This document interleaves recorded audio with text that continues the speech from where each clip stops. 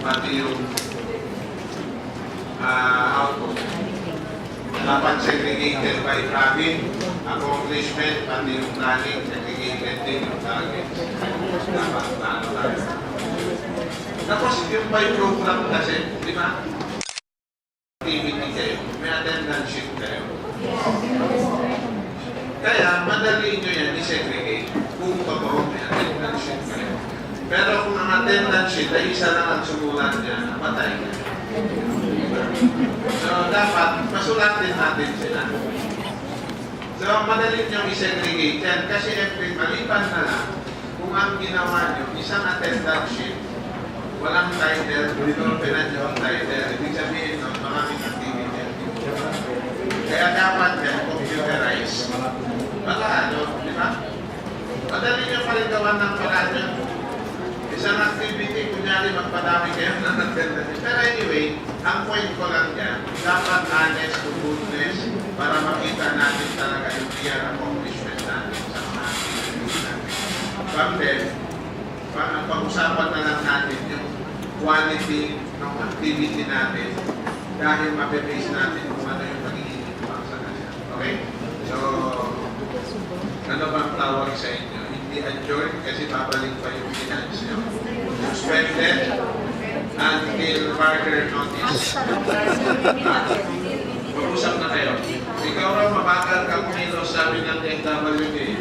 2 taon na ako, hindi pa na. Anong problema? Tapos, yung registration natin sa computerized registration, ina-IPS ko po natin. Ang problema dito sa DSWD, hindi ka tayo. Binigyan natin pag-usapan siya din. Mamaya ka na dyan. Pero boss, ang hinanap ng registration kasi kung may base dito. Sinasabi, liberalize mo yung policy mo, ha? Obligasyon nila sundin kung ano yung requirements. Pero kung dahil ito, pasyal-pasyal dito, boss, we mag-usap na lang kayo ni okay? Kuya.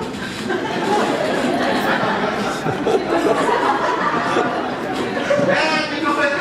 Sa visa mo, ay nakasya mo tapuan sa visa mo, mag-gold ka ba na? Pero pumasok mo ako.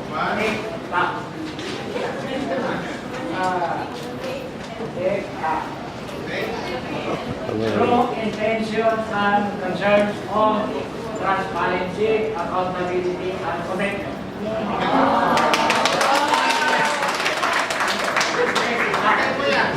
Sir, bahagi na po may concern po kami sa social media.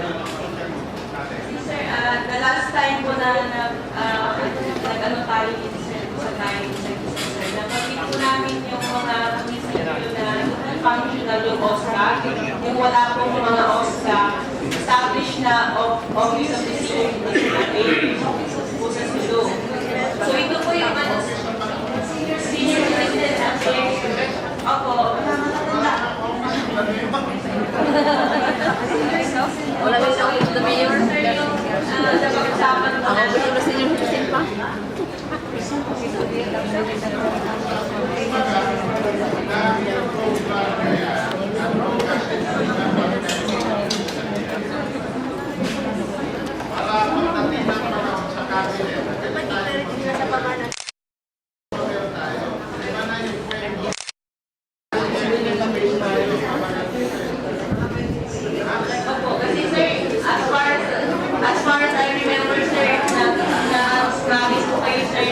I-call niyo po yung attention ng DILG regarding this.